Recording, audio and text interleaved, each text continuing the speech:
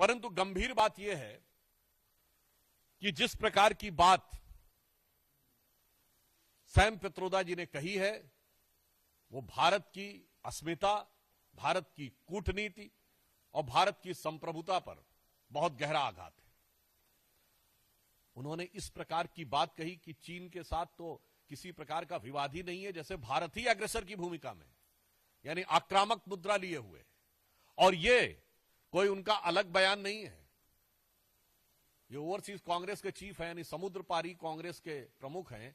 अब समुद्र पार से तो सोरस के सुर भी कांग्रेस के साथ मिलते हुए नजर आते हैं, परंतु यहां पर एक बहुत गंभीर बात है कि जो कुछ सैम पित्रोदा ने कहा है, यह कोई आइसोलेटेड इवेंट नहीं है, आइसोलेटेड स्टेटमेंट नहीं है। इसी भाव और इसी विचार के अनेक स्टेटमेंट राहुल गांधी पहले दे चुके हैं। याद करिए, राहुल गांधी जी ने विदेश में क्या कहा था कि चाइना ने बड़ा संघर्ष करते हुए ऊपर उठने का उदाहरण प्रस्तुत किया है उन चुनौतियों के बीच से।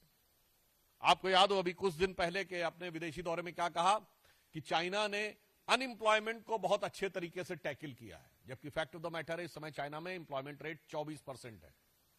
2023 में जनवरी से लेकर जुलाई के बीच में अनएम्प्लॉयमेंट रेट वहां पर बढ़ते बढ़ते हो गई 17-18%, और उन्होंने फिर जुलाई 23 से जनवरी 24 डाटा देना बंद कर दिया, फिर डाटा का बेस चेंज किया और जनवरी से लेकर अगस्त के बीच में किया, फिर बदले बेस पर भी वो 24% हो गई। मगर राहुल गांधी जी को उसमें बहुत महान चीज नजर आती है।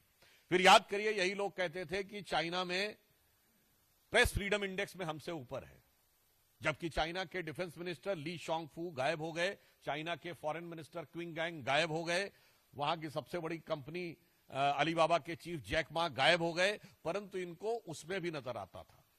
अब आप आइए, इसके बाद उन्होंने कहा कि इकोनॉमिक ग्रोथ बहुत शानदार की गई है।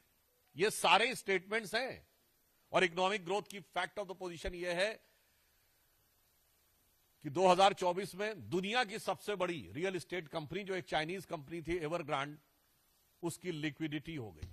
हांगकांग कोर्ट ने कह दिया लिक्विडेट कर दिया जाए। चीन के ह्यूनान प्रोविंस में कई बैंक्स बैंकरप्ट हो गए, कितनी रियल एस्टेट कंपनीज बैंकरप्ट हो गई, that is one other thing. उस प्रक्रिया में जब हम यह देखते हैं कि यह बयान सैम पित्रोदा का आया है, पहली बात तो हम बहुत साफ करना चाहते हैं, भारत सरकार प्रधानमंत्री श्री नरेंद्र मोदी जी के नेतृत्व में विश्व के हर देश के साथ अच्छे और सौहार्दपूर्ण संबंध चाहती है, परंतु वो राष्ट्रीय स्वाभिमान, सुरक्षा और सुदृढ़ता को बनाए रखते हुए।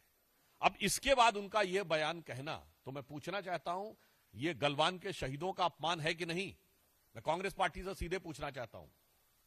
गलवान में जो हुआ, हमारे 20 सैनिक बलिदान हो गए, और उसके बाद यदि आपका ओवरसीज का चीफ इस प्रकार की भाषा बोलता है तो यह निंदनीय है, भर्त्सना योग्य है, और यह भारत और भारतीय सेना, भारतीय सैनिकों के बलिदान का